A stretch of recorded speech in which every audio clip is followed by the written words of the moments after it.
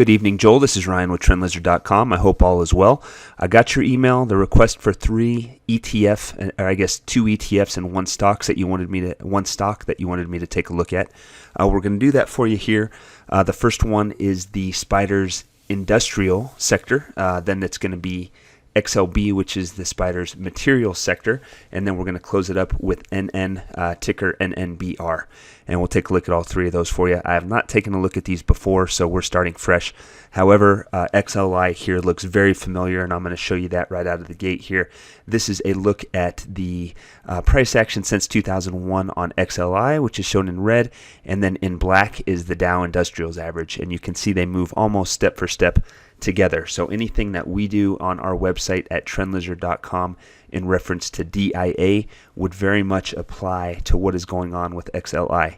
Nevertheless, you wanted me to take a look at XLI, so that's what I'll do today. And the only real relevant thing for us is what's happened off the 2009 low. We know that there was a very large counter-trend pullback that took over most of the 2000s from 2000 down to 2009. One big ABC pullback. So from there, all we really care about is what is going on off the 2009 low, because that'll guide the way as far as when you would want to exit positions, because once this advance completes off the 2009 low, a very large pullback is going to come. I don't think you'd want to sit through that if you had any knowledge of that larger pullback coming. So here's the focus, 2009 and on. So let's go ahead and take a look at that move here. And just like we have on the S&P 500, SPY, QQQ, NASDAQ, the Dow, DIA, all of those things, we have ourselves in a fifth wave advance within that advance off the 2009 low. When this fifth wave advance, which began in 2020, completes, we believe that the entire advance off the 2009 low will be over, and a much larger multi-year correction will commence at that point. So once this up leg completes, it's going to be time to want to exit. As you can see on the large time frame, everything looks pretty good. Every up leg is a nice five-wave move, the most obvious five-wave move that I can find, including this third wave here, a nice five-wave advance. Now this move here that's happened 2018 into the 2020 low, there's some questions there some people might have as to why we went with an expanded correction for that fourth wave, and we'll go ahead and zoom in and take a little bit closer look at that. This is that pullback in 2018 into the 2020 low. The key here is the three-wave moves. We have a three-wave move to the downside in 2018. In 2019, a very clear three-wave move to the upside. So even though a new high was set, we're still confident calling this the B wave of a larger ABC counter-trend pullback. So that's why we call that one big fourth wave, and then off of that 2020 low, wave 5 up has begun. So again, the focus is what has happened off the 2020 low, because once the advance up to 2020 low completes, so too should this entire advance off the 2009 low. So let's go ahead and zoom in. Here is the advance as we have it off the 2020 low. Now my natural inclination was to label it this way: first, second, third, fourth, in a fifth wave as is. The problem with this labeling is we have overlap between waves 1 and waves 4 in the middle of wave 3. That doesn't work, even though this looks like the most obvious labeling, and even though this is essentially the labeling we have on the Dow and DIA, it does not work here, so we had to figure a workaround and a different way to label this move. I think in the end it ends up being largely the same.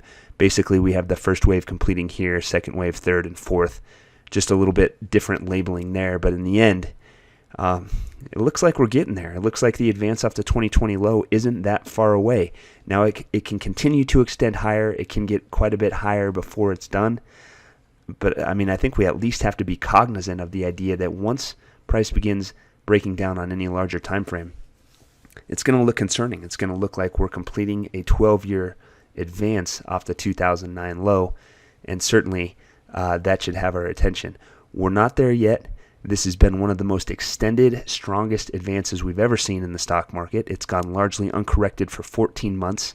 It's crazy. It's a crazy time, and I don't think we can doubt its ability to continue until we see some weakness emerge. Now, a move below 92.50 at any point in time is going to be a good indication that something larger to the downside is at hand. This is a level that I would keep a close eye on, and if it's broken, doesn't necessarily mean you have to bail and sell the farm and everything and go to cash, but this would be a pretty good warning that something bigger is happening to the downside, and that this advance to the 2020 low could be over, and that could be the end of the long-term advance. Now, we'd want to see that kind of confirmed with what type of price action we're getting to the downside, but if you do see a break of that level, it's time to be concerned. So let's go ahead and zoom in just on this price action in 2021 to the upside to see where we're at. This is how I have it here. Still developing, but again, not that far away. It looks like we're in a fourth wave pullback off of May's high within a 1, 2, 3, 4, 5 wave advance. A move below 102.25 at any point confirms that May's pullback is not yet complete. We expect a larger pullback off of May's high, kind of like we've been talking at TrendLizard.com. And on this time frame, we can even see a move below 96 would be an early warning that something's amiss, and that this up leg off of the 2021 low is over, and therefore could parlay into the breakdown through 92.50 to indicate a more important high. So depending on how aggressive you want to be, Joel, you could use 96 if you're really looking for the tightest stop level you can find, or I'd use 92.50 as a way to find an indication that a bigger change is taking place. So there is the industrial sector ETF on the spiders. Let's move on to the spiders material sector now, XLB. Here we are. It's a very similar outlook to what happened on XLI. You can see really the only significant thing that we need to be concerned with is the advance off the 2009 low, and it looks like a 5-wave move once again. You have a first, a second wave, and then a nice subdivided third wave, 5-wave move up for wave 3, and then again that 3-wave pullback 2018 to 2020, and then a massive advance off the 2020 low. So this one on that fourth wave pullback, it's even more obvious than it was on XLI, and that's because this B wave recovery didn't even barely move to a new high before reversing down in a C wave. So we've seen this on some other places too. I think the NYSE and maybe IWM, some different ETFs out there that have sported a similar, more obvious 3-wave pullback here for wave 4. So again, overall looks like a 5-wave move. We need to be concerned that once this strong, unbelievably direct advance off the 2020 low completes, we're going to be at the end of the advance that began in 2009, and that means that this entire up move is going to be corrected by a multi-year pullback that we need to be aware of. On a very long-term time frame, a move below 56.50 at any point hands down confirms that this 5-wave advance completed. That's not super helpful. That's a very far ways away from where we are currently. So let's continue to zoom in and see if we can find a closer level, and we'll do that by looking just at the advance of the 2020 low. So this is it. Again, it looks like it's fairly well developed and fairly deep in the process. It's not a super easy move to label. I mean, how's it going to be when it's such a direct move? And this is kind of what I was talking about. It's gone on for 14 months, and it really hasn't corrected internally at any point in time. I mean, the biggest pullback is what, maybe 10 points. I don't even know if it was that much. Yeah, I guess about 10 points in January in a move that's nearly tripled. I guess not quite, but say 150% increase in value over the course of 14 months. It's insane. This is just certainly not normal times. Whatever the case may be, it looks like it's extended. We need to be concerned about the possibility that it's getting near completion. It's not there yet. On this time frame, a move below 77 at any point in time would be a pretty darn good clue that this big advance has completed. I mean, that would be, for one, the biggest pullback we've seen since the 2020 low, but that would also cause some damage to the advance to suggest that a more important high is in. So that's a level that I would certainly have on your radar. Doesn't confirm with absolute certainty that the entire long-term bull market is over on XLB, but it would certainly be a step in that direction, and it's certainly a level that is meaningful and that could be used as a stop level. So let's go ahead and zoom in on what's going on in 2021 to see how far along we are in this 5th wave advance. Here's that move. Started off pretty choppy. Got a second wave here after completing that choppy first wave, first and second. And then you have a subdividing third wave. I believe that we're still in a subdividing third wave in the 4th wave of the larger third wave, if that makes sense. So still going. There's still every reason to own and to be bullish, not only on this guy, but most everything right now. It's still bullish. There's reasons to be on our toes just because of, like I said, the longer term time frames where things look like they could be wrapping up on major time frames. But as is, every chance this market has to pull back, it doesn't really take it. It goes sideways, and that's why it's been such a direct straight line move for the last 14 months. Pullbacks have been weak, unimpressive, nothing to be scared about. As long as that's the case, you got to own. It would be crazy to sell until there's a reason to. A move below 80.50 on this time frame would be a warning that something has shifted here. That's a level that I would use. At least this is probably more my time frame, a shorter time frame here. A move below 80.50 at any point would be a pretty good warning that the 2021 up leg has completed. And as you play that out, that would look like the completion of this fifth wave, suggesting that the entire advance off the 2020 low is completed. And that could even mean that the entire long-term advance is completed. So again, it's kind of based on time frame. You can use 77, 80.5 is another one that you can use if you're looking for that tighter stop level as the first crack in the dam that's telling you that something has shifted. So there is that one. Let's go on now to NN Inc., ticker NNBR, a stock. Apparently this guy has been around since 1994. Never seen it before, not sure why. I'm not sure what the following is.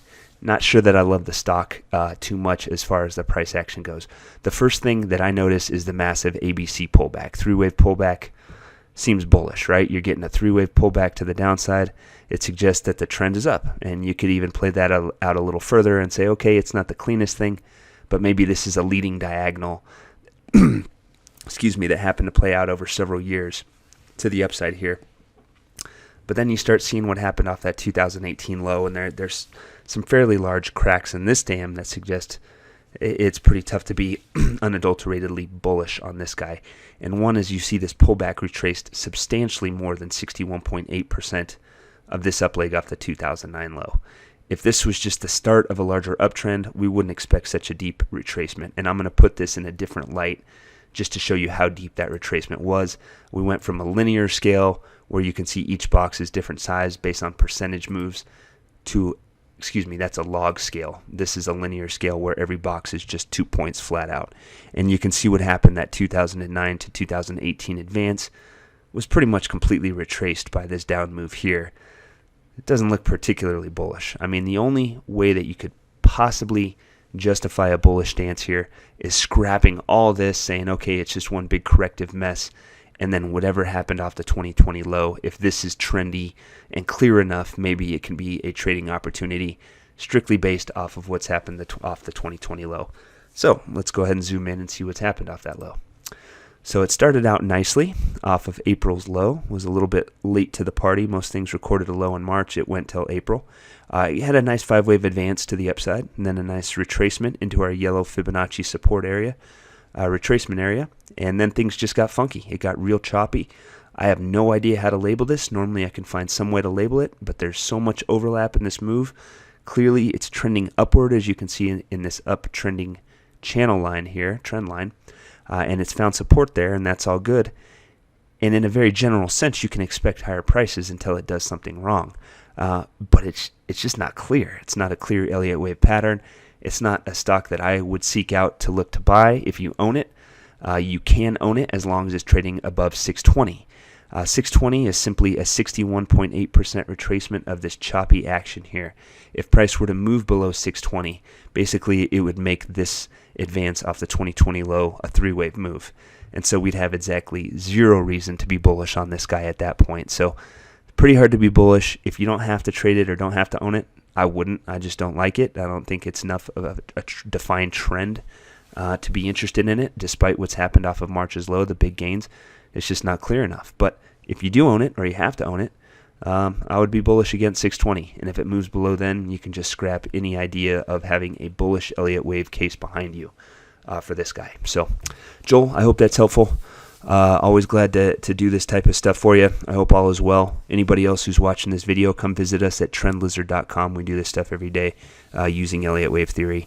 And we'll go from there. Have a great weekend. Talk to y'all later. Take care.